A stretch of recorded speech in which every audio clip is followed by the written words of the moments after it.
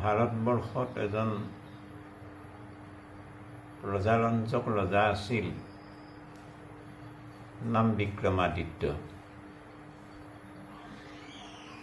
বিক্ৰমাদিত্যই ৰজাৰ দুখ দুৰ্গতি বুজি ল'বৰ কাৰণে মাজে মাজে পূব পশ্চিম উত্তৰ দক্ষিণ ৰাজ্যৰ চৌদিশে ছদ্মবেশত ৰজাই মাজে সময়ে বেলেগ বেলেগ দিশত প্ৰজাসকলৰ দুখ দুৰ্গতি বুজি ল'বৰ কাৰণে চহৰে নগৰে গাঁৱে ভূঞে ক'ত প্ৰজাসকলৰ কি অৱস্থা হৈছে উচিত উত্তৰটো ল'বৰ কাৰণে বিক্ৰমাদিত্য ৰজাই বিচৰণ কৰি ফুৰে এজন সাধাৰণ খেতিয়কৰ দৰে।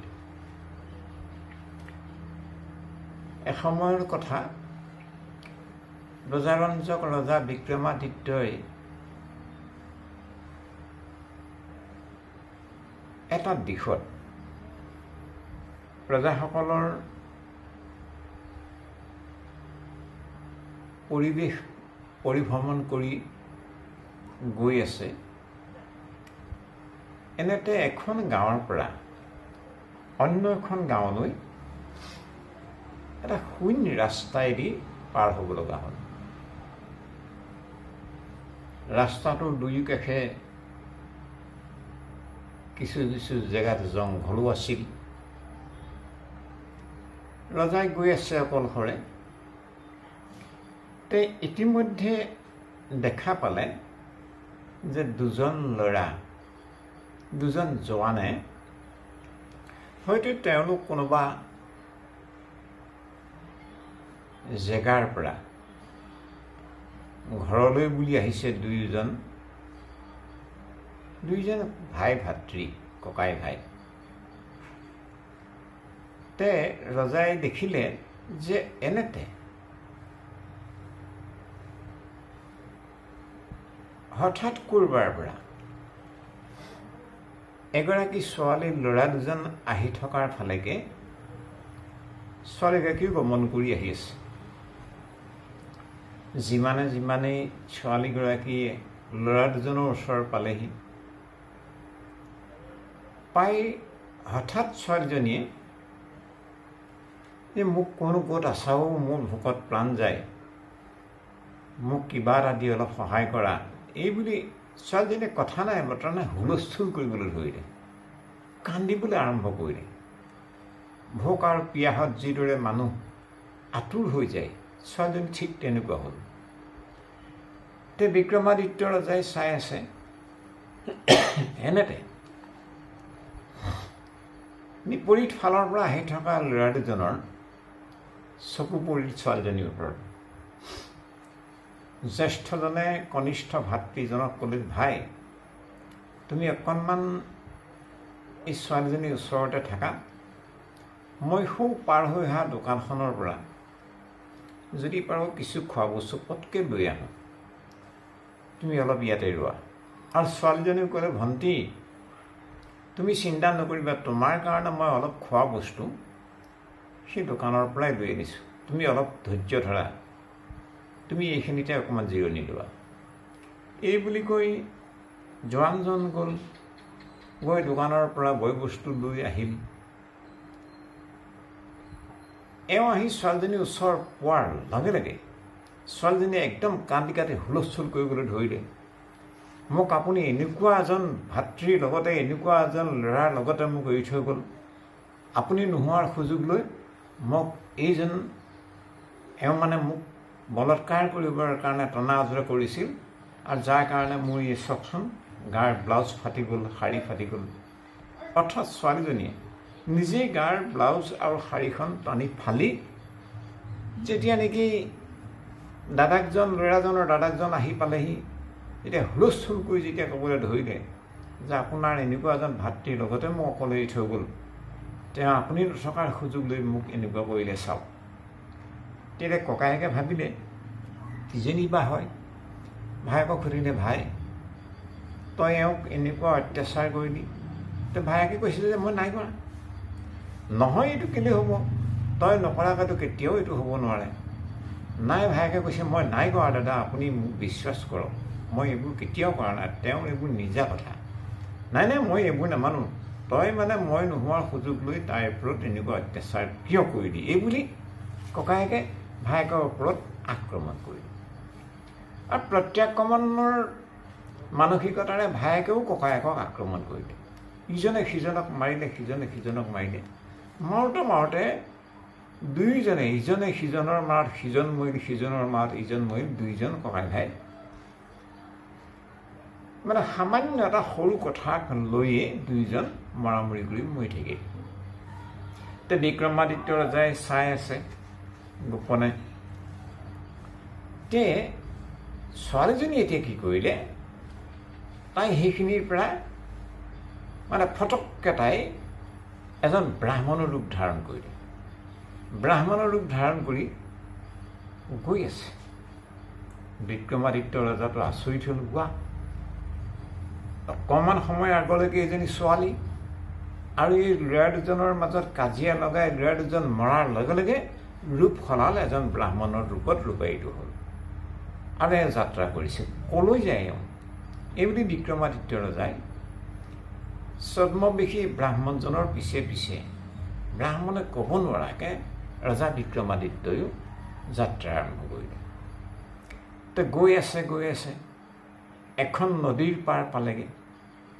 নদীৰ পাৰতে থৰ লাগি এই ব্ৰাহ্মণ ৰূপী বাবাজনে নদীৰ ফালে চাই আছে। তো বিক্ৰমাদিত্যই লুকাই এওঁ কি কৰে সেই কথাটো নিৰীক্ষণ কৰি আছিল। তো দেখিলে এই ব্ৰাহ্মণজনে যে নদীৰ সৌ সিটো পাৰৰ পৰা এইটো পাৰৰ ফালেকে এখন যাত্ৰীবাহী নাও আহি আছে আৰু সেই নাওখনত প্ৰায় 150মান যাত্ৰী আহিছিল। বিক্ৰমাদিত্য ৰজাই চাই আছে। চকুৰ পলকতে এই ব্ৰাহ্মণজনে ব্ৰাহ্মণৰ ৰূপটো ত্যাগ কৰি এটা ভয়ানক সৰ্পৰূপ ধাৰণ কৰিলে আৰু সৰ্পৰূপ ধাৰণ কৰিয়ে নদীৰ বক্ষত আহি থকা সেই নাওখনৰ ফালেকে একদম পোনপটীয়াকৈ সাপটো যাবলৈ ধৰিলে। যিমানে গৈ নাওখনৰ ওচৰত সাপটো পালেগৈ, তে নাৱত আহি থকা যাত্ৰীসকলে ভয়ত আঁতুৰ হৈ সাপো বুলি নাওখনৰ মানে এটা ছাইডলৈ গোটেই মানুহবিলাক গুচি গ'ল। যেতিয়া নেকি এটা ছাইডলৈ গুচি গ'ল, স্বাভাৱিকতে নাওখন ডুবিল আৰু গোটেই মানুহবোৰ 150 মানুহ চকুৰ নিমিষত নদীৰ বক্ষত জাহ গ'ল। ৰজাই চাই আছে।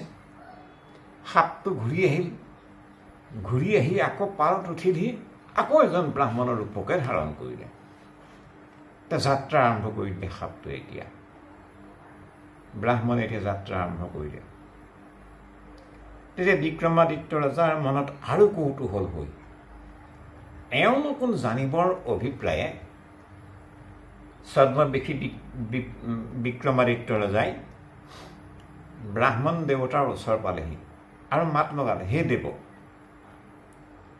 খন্তেক আপুনি ৰ'বচোন। তে মই আপোনাক প্ৰথম অৱস্থাৰ পৰাই দেখি থকা হ'ল যে আপুনি এজনী ছোৱালীৰ ৰূপ ধাৰণ কৰি সেই আহি থকা ভাই ভাতৃ দুজনৰ মাজত কুট কথা চলেৰে দুয়োজন ককাই ভাইৰ মাজত কাজিয়া লগালে আৰু দুয়োজনে মানে ইজনে সিজনৰ ওপৰত আক্ৰমণ কৰাত দুইজন মৰিল। আৰু আপুনি সেই ৰূপ ত্যাগ কৰি এজন ব্ৰাহ্মণৰ ৰূপে আহি নদীৰ পাৰ পালেহি। তে নদীৰ পাৰত যেতিয়া নেকি নাওখনক আপুনি দেখিছিল, সেই যাত্ৰীসকলৰ কাৰণে আপুনি তৎক্ষণাত এটা সৰ্পৰূপ ধাৰণ কৰি গতি কৰিলে পানীত নাওখনৰ দিশে। আৰু আপোনাৰ এই ভয়ানক সৰ্পৰূপটো দেখা পোৱাৰ লগে লগে নাৱত উঠি থকা সকলো যাত্ৰীয়ে সাপো বুলি হুলস্থুল কৰি এটা ছাইডত যেতিয়া গুচি গ'ল নাওখনৰ, তেতিয়া নাওখন ডুবি থাকিল আৰু গোটেই মানুহবোৰ মৰিল। নাওখন যেতিয়া ডুবিল, মানুহ মৰিল, আপুনি পুনৰ ঘূৰি আহিলে পাৰত উঠি এজন বিপ্ৰৰ বেশ ধাৰণ কৰি যাত্ৰা আৰম্ভ কৰিছে। তে মোক আপুনি অনুগ্ৰহ কৰি কওকচোন, আপুনি কোন? তেতিয়া বৃদ্ধ ব্ৰাহ্মণজনে ৰজা বিক্ৰমাদিত্য বুলি জনা নাই, এই মানুহজনক সুধিলে যে আপুনি কোন? তেতিয়া ৰজাই ক'লে যে মই এই ৰাজ্যৰ ৰজা, মোৰ নাম বিক্ৰমাদিত্য। এতিয়া ৰজাই আকৌ সুধিছে আপুনি কোন, মোক পৰিচয় দিয়কচোন। তেতিয়া ব্ৰাহ্মণ দেৱতাই বিক্ৰমাদিত্য ৰজাক ক'লে, হে ৰাজন, মই হ'লো কাল। মোৰ কামেই এইটো, যাৰ আয়ুষত চাউল যেতিয়া শেষ হৈ যায়, সেই লোকসকলৰ, সেই ব্যক্তিজনৰ, সেই মানুহবিলাকৰ আয়ুষত চাউল শেষ হোৱাৰ লগে লগে, আয়ুষৰ সীমাৰেখা পাই যোৱাৰ লগে লগে মই মানুহবিলাকক নিধন কৰা কামটো মই কাল ৰূপ ধাৰণ কৰি এই কামটো কৰোঁ। এতিয়া সেই ল'ৰা দুজনৰ আয়ুষ আছিল সিমানলৈকে, গতিকে ল'ৰা দুজন নিপাত হ'ব লগা আছিল। তো মই এগৰাকী ছোৱালীৰ ৰূপ ধাৰণ কৰি সেই কামটো কৰিলোঁ।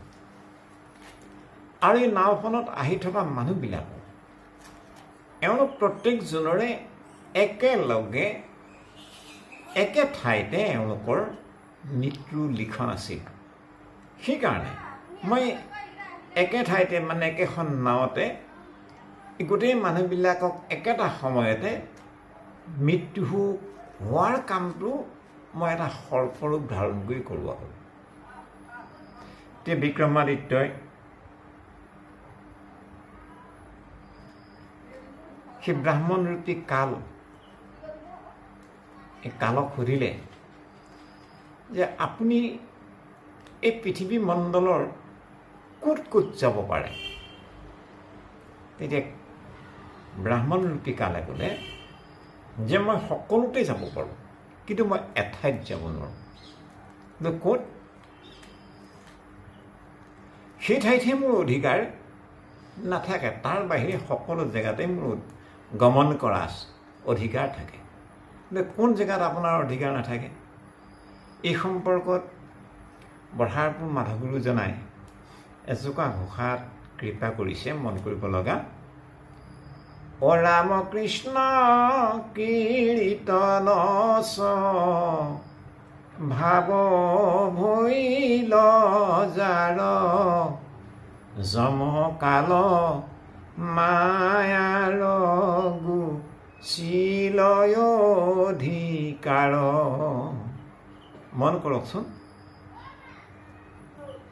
যম, কাল আৰু মায়া, একমাত্ৰ বৈকুণ্ঠ ভৱনক বাদ দি এই চৰাচৰ ব্ৰহ্মাণ্ডৰ সৰ্বত্ৰতে কালৰ প্ৰভাৱ আছে, মায়াৰ প্ৰভাৱ আছে আৰু যমৰ অধিকাৰ আছে। কিন্তু এঠাইতহে যমৰ অধিকাৰ নাই, সেই ঠাইডোখৰতহে কালৰ প্ৰভাৱ নাই, সেই ঠাইডোখৰতহে মায়াৰ সঞ্চাৰ নাই। ক'ত? বৈকুণ্ঠ ধামত। গতিকে সেই বৈকুণ্ঠ ধামৰ বাহিৰে সৰ্বত্ৰতে কাল, মায়া আৰু যমৰ অধিকাৰ আছে যদিও, কিন্তু এই পৃথিৱী মণ্ডলৰে এডোখৰ স্থানত কালৰ প্ৰভাৱ নঘটে বুলি কৈছে যিজন ব্যক্তি বা যিসকল ব্যক্তিয়ে ৰামকৃষ্ণ কীৰ্তন স্বাভাৱিক স্বভাৱ হৈ গ'ল। ৰামকৃষ্ণ কীৰ্তন স্বভাৱ ভৈল যাৰ, যম কাল মায়াৰ গুচিল অধিকাৰ বুলি কৈছে। তে প্ৰভু সমস্ত আই মাতৃবৃন্দ,